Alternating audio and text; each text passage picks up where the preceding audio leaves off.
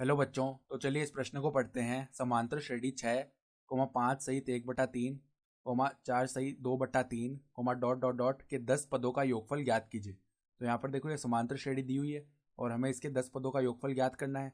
तो प्रश्न में आगे बढ़ने से पहले इस प्रश्न से संबंधित जो मुख्य अवधारणा है उसकी हम चर्चा कर लेते हैं। तो देखो, मुख्य अवधारणा समांतर श्रेणी के पहले n पदों का जो योगफल है, n पदों का योगफल, जिससे हम किससे दर्शाते हैं, Sn से। इसका सूत्र क्या होता है, n/2 गुणा में 2a प्लस में n-1 गुणा में d। ठीक है, तो यहाँ पर देखो, जो n है वो क्या होता है, पदों की संख्या। a क्या होता है, समांतर श्रेणी का प्रथम पद, और d क्या होता है, समांतर श्रेणी का सारवंतर। तो अब देखो, जो दी हुई समांतर श्रेणी है वो क्या है, समांतर श्रेणी जो सवाल में दी हुई है वो है 6, 5 सहित 1/3 है। तो इसको हम कैसे लिख सकते हैं, 3 गुणा 5 प्लस में 1 यानी कि 15 प्लस में 1 यानी कि 16/3 लिख सकते हैं इस तरह।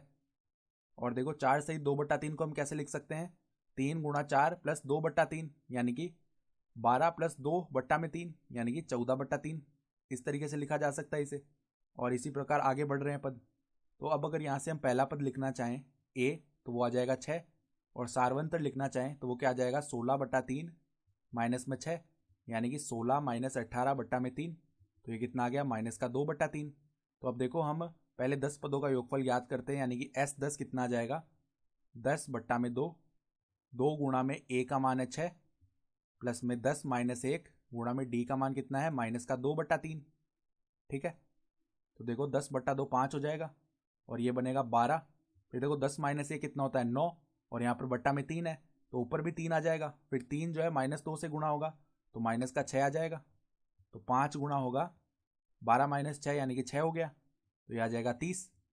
अर्थात जो प्रथम 10 पदों का योगफल है वो कितना आ जाएगा, 30 आ जाएगा। और ये हमारा उत्तर भी हो गया। तो आशा करता हूँ कि आपको यह प्रश्न समझ में आया होगा। धन्यवाद।